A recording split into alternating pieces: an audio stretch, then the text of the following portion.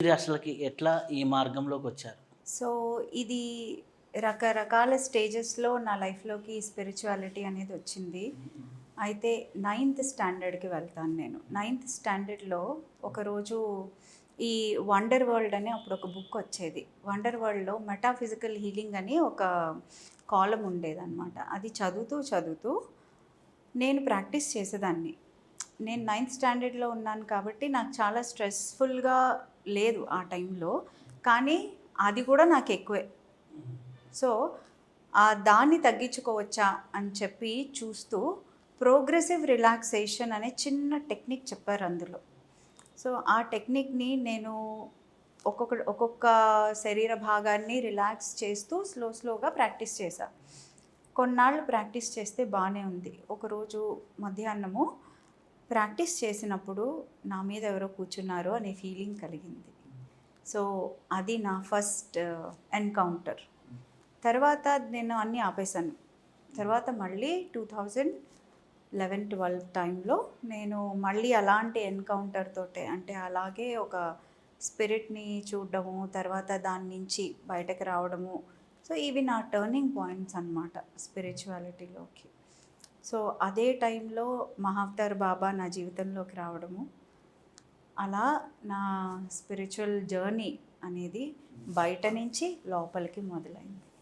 మహావతార్ బాబాజీ ఎలా మీ జీవితంలో వచ్చారు?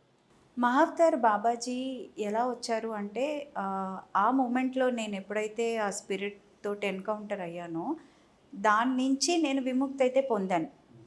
తర్వాత నాకు కలిగింది జిజ్ఞాస, క్యూరియాసిటీ ఏంటి అంటే, ఏంటిది ఇంకా డీప్‌గా ఏమైనా ఉందా అని చెప్పి ఎక్స్‌ప్లోర్ చేస్తూ ఉంటే, రోజు మెడిటేషన్ చేయడం అనేది అలవాటైంది నాకు. మెడిటేషన్ అంటే ఏంటో తెలీదు, కానీ చేయడం స్టార్ట్ చేశాను. శ్వాస మీద ధ్యాస, అలాగే షట్‌చక్రాలని సరిచేసుకోవడం, కోశాల మీద వర్క్ చేయడం, ఇలా మెల్లిమెల్లిగా స్టార్ట్ చేస్తున్న నాకు ఒకరోజు నా ఈ థర్డ్ ఐ నుంచి చూస్తూ ఉన్నాను. అక్కడ ఒక పీట ఫామ్ అయింది. మల్లెపూలు స్మెల్ నాకు తెలుస్తోంది ఫిజికల్‌గా. అగరబత్తులు అన్నీ ఫామ్ అవుతున్నాయి. ఆ తర్వాత ఒక ఆయన రూపము మెల్లిగా క్రియేట్ అయింది. ఇది ఎవరు అని చెప్పి చాలా జాగ్రత్తగా చూశాను. ఆయన పేరు నాకు చెప్పలేదు. ఆయన నుంచి ఒక తరంగం హార్ట్ టు హార్ట్ కనెక్షన్ అంటారు కదా! అది ఫస్ట్ టైం నేను ఎక్స్‌పీరియన్స్ చేశాను. అప్పటి నుంచి అలా ఆయన నా జీవితంలోకొచ్చారు. ఆ తర్వాత వారం రోజుల్లో ఎవరో నాకు తెలియని వ్యక్తి చెన్నై నుంచి ఒక మహావతార్ బాబా ఫోటో, ఒక ఆటోబయోగ్రఫీ ఆఫ్ ఎ యోగి, ఈ 2 నాకు కొరియర్ చేశారు. నేను తర్వాత వెతుక్కుంటే ఆయన ఎవరో క్రియాయోగి చెన్నైలో ఉంటారు. ఆయన కార్పెంటర్ అట. ఆయనకి చెప్పారట అడ్రస్‌తో సహా. సో, ఆయన నాకు కొరియర్ చేశారు. అలా నా జీవితంలోకి ఆయనొచ్చారు. వచ్చి క్రియాయోగంలోకి నన్ను తీసుకొచ్చారు. క్రియాయోగంలో ఏ పరంపరలో అమ్మ మీరు తీసుకుంది? నేను ఆనంద సత్సంగ పరంపర అంటే అది మహావతార్ బాబా, లాహిర్ మహాశయ యుక్తేశ్వరగిరి, పరమహంస యోగానంద, తర్వాత క్రియానంద పరంపరలో నేను ఉంటానండి. అయితే మీరు సాధన చేసినప్పుడు మీకొచ్చిన ఇంకా ఏమన్నా అనుభూతులేమన్నా ఉన్నాయా? ఉన్నాయి. అప్పటినుంచి ఎప్పుడైతే నేను ఏ గుడికి వెళ్ళినా, ఏ పెద్ద గురువుని చూసినా న్యాచురల్‌గా heart to heart connection form అవ్వడాన్ని నేను గమనించాను. ఇప్పుడు నేను ఒక అమ్మవారి గుడికెళ్ళాననుకోండి, ముందు నాకు కనపడేవి ఆవిడ కళ్ళు, తర్వాత హృదయం. అక్కడి నుంచి ఒక రే వస్తుంది. అదొక బ్లెస్సింగ్. ఇది నాకు గ్రోత్‌కి, నా స్పిరిచువల్ గ్రోత్‌కి ఎంతగానో ఉపయోగపడింది. నాకు జరగబోయేది తెలియడము, ఇలాంటివన్నీ అందరికీ తెలుస్తాయి. తెలిసిన తర్వాత దాన్ని అరికట్టడం ఎలాగో కూడా చెప్పేవారు. ఓకే. తర్వాత ఎవరైనా మా ఇంటికి వస్తుంటే వాళ్ళు ఎవరొస్తున్నారు? ఎందుకొస్తున్నారు? ఇవన్నీ కూడా తెలిసేవి. నేను క్వెషన్‌ని ఇలాగా అంటే ఈ ఏంజెల్స్ అంటే ఎవరు? ఎక్కడుంటారు? వాళ్ళు ఫెదర్స్ చూపిస్తారట. నిజంగా ఉన్నారా నాతో పాటు? ఉంటే నాకు చూపిచ్చండి అంటే డోర్ తీయగానే ఇన్ని ఫెదర్స్ ఉన్నాయి. సో, అంత బాగా యూనివర్స్ తోటి కనెక్ట్ అవ్వడము, యూనివర్స్ కంటే డివైన్ తోటి కనెక్ట్ అవ్వడము నేను ఎక్స్‌పీరియన్స్ చేశాను. ఇలా పోను చాలా ఎక్స్‌పీరియన్సెస్ ఉన్నాయి. అంటే సాయిబాబా తోటి కనెక్ట్. సాయిబాబా ఏం చెప్పారు అంటే, చూడు నేను నీతోటి కొన్నాళ్ళు ఉంటాను, తర్వాత ఇంకొక ఆయన వస్తారని చెప్పారు. ఇంకొక ఆయన ఎవరు వస్తారని చూస్తే గురునానక్ దేవ్ ఆయన వచ్చారు. అంటే ఏంటి, ఒక జీవితంలో ఒక ఎక్స్పీరియన్సెస్ తోటే కాకుండా ఇలా ఎనర్జీస్ తోటి ఎలా కనెక్ట్ అవ్వాలి, వీళ్ళతోటి ఎలా ముందుకు నడవాలి అనేది నాకు నేర్పించారు. అయితే అక్కడి నుంచి మీరు ఎట్లా హీలింగ్లోకి ఎలా వచ్చారు?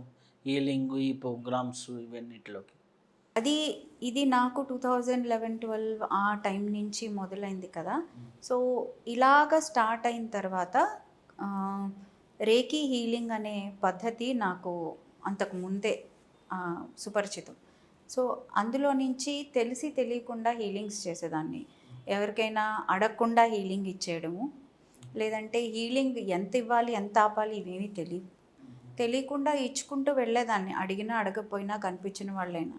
సో కొంతకాలం తర్వాత నేను ఎనర్జీ డ్రెయిన్ అవుట్, నా ఎనర్జీ అంతా పోతోంది, వీళ్ళు ఎవరో లాక్కుంటున్నారు అనేది అర్థమైంది. అంటే ఏంటి, హీలింగ్ ఇవ్వడమే కాదు, తర్వాత ఆ కార్డుని కట్ చేసుకోవాలి, లేదంటే వెళ్తూనే ఉంటుంది. ఇలాగా నేర్చుకుంటూ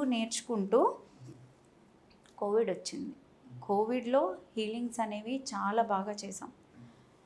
ఎంత బాగా అంటే ఐసీయూలో ఉన్న వాళ్ళు ఇంటికి రావడము, ఈరోజు పొద్దున టెస్ట్ చేయించుకున్న వాళ్ళు హీలింగ్ చేయించుకుని సాయంత్రం టెస్ట్ చేయించుకుంటే నెగిటివ్ రావడము, ఈ లెవెల్ ఆఫ్ హీలింగ్స్ అనేవి నా ద్వారా చేయించారు. మెల్లిగా నా దగ్గరికి వచ్చిన వాళ్ళే కొంతమంది చాలా బాగా ట్రాన్స్ఫార్మ్ అయిన వాళ్ళు నాతోటి ఉండి ఇప్పుడు టీమ్గా ఫామ్ అవ్వడము. సో అలా మేము ఒక్కొక్కటి, అంటే సైకిక్ హీలింగ్ నుంచి, హిప్నోసిస్ నుంచి, కాన్స్టిలేషన్స్ వరకు మెల్లిమెల్లిగా పెరుగుతూ ఉన్నామండి. హిప్నోటిస్ హీలింగ్ అంటే ఏంటి? హోలిస్టిక్ హీలింగ్ హిప్నోసిస్ అని ఒక హీలింగ్ ప్రక్రియని మేము క్రియేట్ చేసుకున్నాం. సైకిక్ హీలింగ్ తోటి ఏమవుతుందంటే, మేము చూసి అవతల వాళ్ళకి చెప్పడం, హీలింగ్ ఇవ్వడం. అంటే పక్క వాళ్ళ ఇన్వాల్వ్మెంట్ అనేది తక్కువ ఉండేది. ఓకే, సో వాళ్ళ నొప్పి మేము చూసి చెప్పడం కదా, వాళ్ళు నొప్పి ఫీల్ అయితే దాన్ని రిలీజ్ చేసుకోవడానికి వాళ్ళ ఇన్వాల్వ్మెంట్ ఉంటుంది.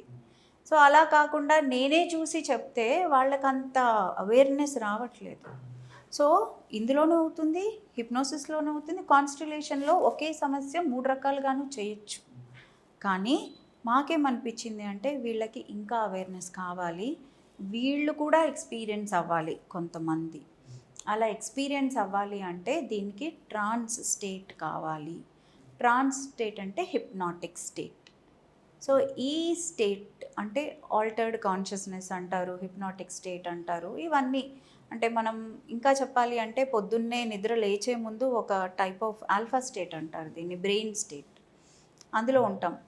ఈ అలారం ఆపేస్తాము, పడుకుంటాము, కలకంటూనే ఉంటాం. సో అలాంటి స్టేట్లోకి తీసుకెళ్ళి వాళ్ళ సబ్కాన్షియస్లో ట్యాప్ చేయించి అప్పుడు వాళ్ళకి రూట్ కాజ్ దాకా వెళ్ళడం అనేది ఈ హిప్నాటిక్ హీలింగ్ అన్నమాట, హోలిస్టిక్ హీలింగ్ హిప్నోసిస్. అయితే ఇది మిగిలిన వాటికి అంటే డిఫరెన్సా, లేకపోతే సేమా?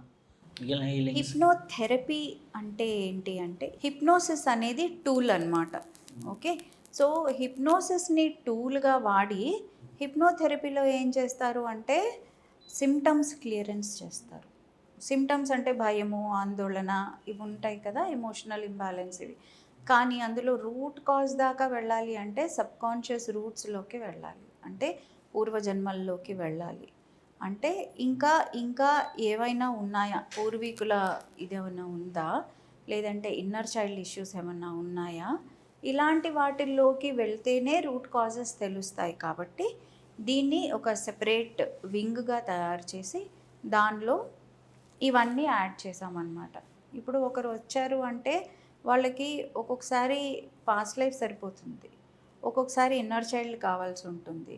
అంటే ఇన్నర్ చైల్డ్ ద్వారా పాస్ట్ లైఫ్లోకి వెళ్ళాలా, లేదు అంటే వాళ్ళకి ఇంకా లైఫ్ బిట్వీన్ లైఫ్స్, వాళ్ళు అసలు ఏ కాంట్రాక్ట్ రాసుకొచ్చారు, ప్రీ బర్త్ ప్లానింగ్ అంటారు, ఏం ప్లాన్ చేసుకొచ్చారు, ఇవన్నీ చూడడము. మార్చే అవకాశం ఉంటే ఎంతవరకు మార్చచ్చు.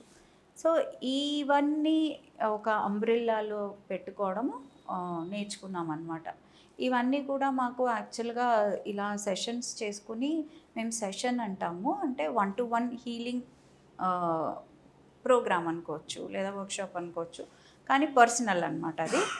సో దీన్ని సెషన్ అంటాము.